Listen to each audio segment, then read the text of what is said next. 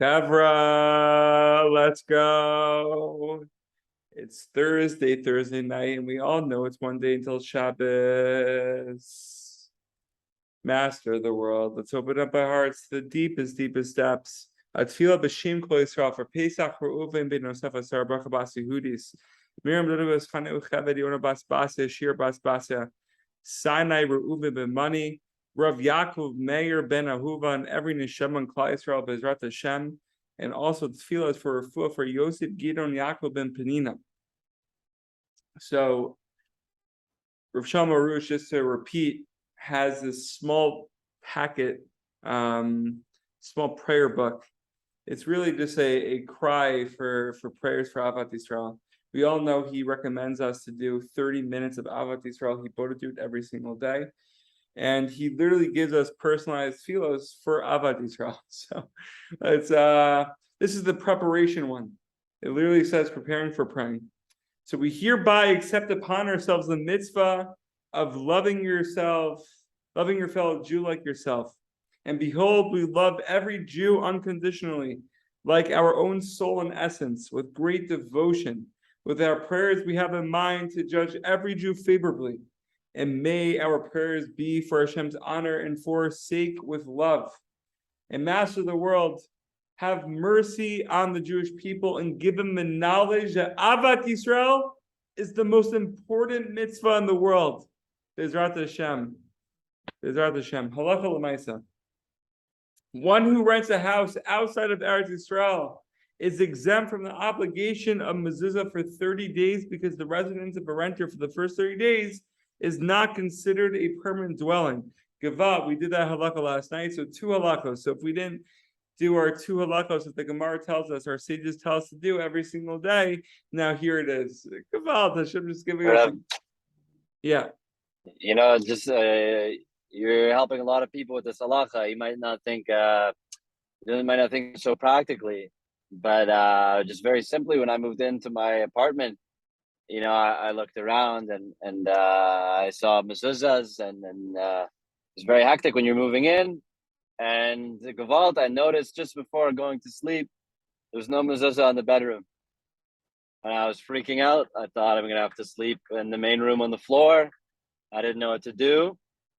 And my Holy Father tells me, there's a halacha. You don't need to for 30 days. So I was saved. A very practical halacha. Come on! Halacha l'maisa. That's what we say, l'maisa. Well, l'maisa. What a present. What a present, Tati. What a present. So the second halacha, Kira. All right, so we're doing our 2 halachos a day. If one is moving out of the house and another Jew is to move in to live there, it says in the footnote, when a non-Jew is moving in, the one moving out must remove the mezuzos to prevent them from being treated disrespectfully. L'maisa. L'maisa. The first person may not take the mezuzos off the doorpost. Rather, he should leave them there, and the second person who is moving in should compensate him for their value. Meaning, it says in the footnote, taking off the mezuzah is viewed as causing damage to future residents of the house, since the mezuzah affords protection to the house. This is amazing, Chavra. This is the sweetest Torah in the world. Baruch Hashem. Baruch Hashem. So, L'maisa, non-Jewish people are moving into your home, we know what to do. And if Jewish people are moving into our home, we know what to do. So good. So we're on the second point here in Ahavat Yisrael after the chapter. So it's really just like the hidden secrets from Rav Itchemeyer, recorded word for word from his mouth. And we're going into the second piece. So let's go weiter. So it says here, L'tzchut l'Torah be'emet. Efshar rak k'shemit mitkashrin l'sheshim ravo neshamot Yisrael. So in order to merit into experience the true Torah, we have to connect ourselves so deeply with the 64 neshamot of Israel. And if anyone knows what that means, then please let me know. And also, I don't know if I'm reading it correctly. So my mistakes. Aval im mit rachakin miki'ish echad b'lev echad. Ivshar b'shum ofen sheba'olam. L'schut l'Torah v'dat elokus shlema. So if we are distant from this midah that we're talking about, from this mitzvah that we're talking about, the hafta l'recha kamocha, loving yourself, loving your fellow like you love yourself, then there's no way in the world, Chabra, that we're going to merit this Torah emes that we just spoke about, the first line, and da'at and elokus shlema. Meaning we're all connected, like we spoke about the das. It's not like we're given another a das acher, like we're not connected, like we're separate, like we're distant. No, we're intrinsically connected. We all have the chiluk mamish. We all have the piece of the Shekhinah residing inside of us. Ki ein davar hamafriya milehasig et elokuto.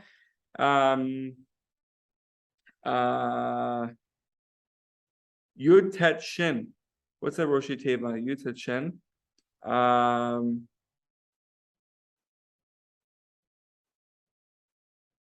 Tet Shin. Don't know the Roshi Teva. Blanking out. Kamo Perud Levavot. So there's really nothing that there's nothing that disturbs and allows us to achieve the elokus. What's Yutet Shin? What's Yutet Shin, Chavra? The elokus shlema. Maybe that's what it means. I'm not sure. Like separation of our hearts, right? So, in order to achieve this elokus shlema, we have to have a interconnection with every single yid. And there can't be any separation of the hearts whatsoever in the pnimi. In the chitzoni, there could be things that we may not be able to see the pnimius and pass all the layers, and it could annoy us, but it shouldn't be inside. It should be outside on the shells. Now, Rabbi Yitzchak Morditchev talks about how there shouldn't be any comparisons, and it's sort of like a tefillah for all of us.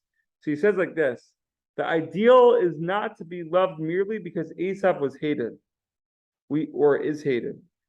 We must aspire to be worthy on our own merit of the love of the Creator without the need to compare ourselves to others who are less worthy than we.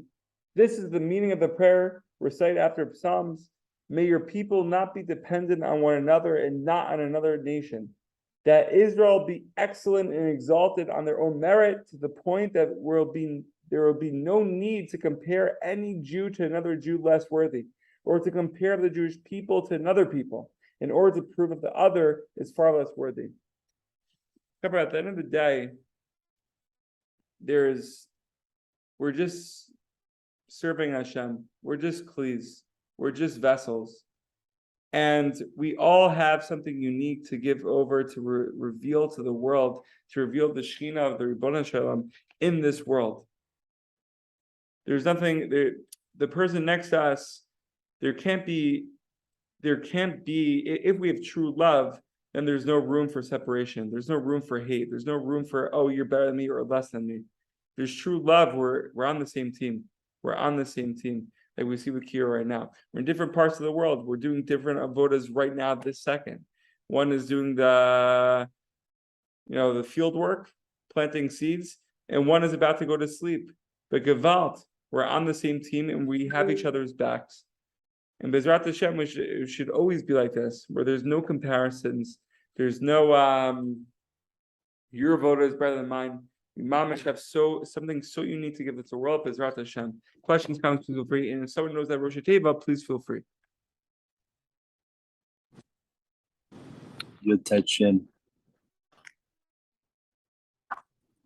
You just have to take it with us. Take it with us. Walk with it. Bezrat Hashem. Bezrat Hashem, Achi. All right, we'll be in touch. You have anything to add? Well, just following in the path of the Chabad Rebbeim, the Hayom Yom comments on the Tanya that starts today.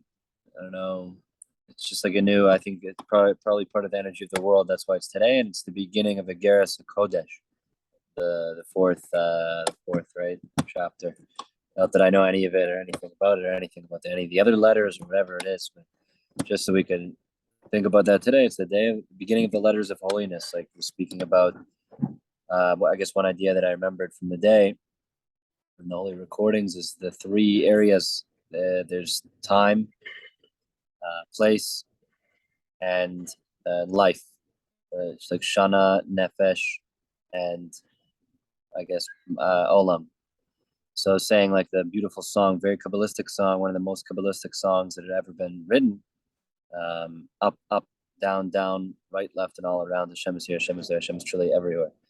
Most Kabbalistic song, but it's speaking about Hashem's all-around presence in the world of Olam. And then it says there's also the world of Shana, of time, is one. And the other saying we have for that is Hashem Malach, Hashem Malach, and like that one's also about Hashem's everywhere, but in time. And then the other ones, it's not a specific song for it, but in Nefesh, like we just know from the other different scriptures, like Hashem is all around in life as well as in every inanimate object, every animate object, every plant, rock, being, person, Jew, non-Jew, whatever it is, Hashem is there. So just the idea of holiness, remembering Hashem everywhere, Mamash everywhere. Wow. Hashem. Wow. Tzrat Hashem. Kira, you're the best. You're the best. Thank you for making this happen. You're the best. Peace, bro. Good luck. Yeah.